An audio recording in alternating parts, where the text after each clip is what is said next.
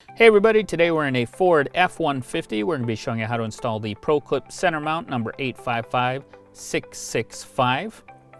Now before we get started, there are a couple things we want to mention. First of all, this mount does use some double-sided tape. You can see the red covering on the inside of these arms here. Now that covering does need to be peeled off before you attach the mount to the dash. And that tape is designed so that if you ever have to remove the mount in the future, it's not going to leave any permanent marks or residue behind. Second, always make sure you install your mount to the vehicle before you screw anything to this faceplate. So with that, we'll get started. Now this mount is going to snap onto this piece of trim that runs right between the radio and the climate controls.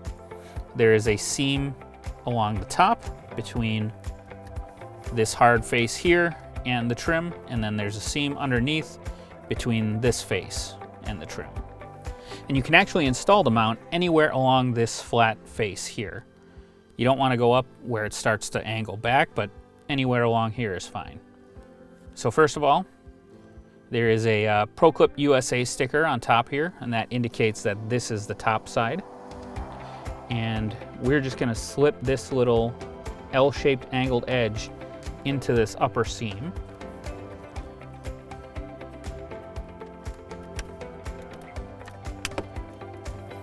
There we go. Once that's in, basically we're just going to use our fingers on that bottom lip so we can push the mount into the lower seam.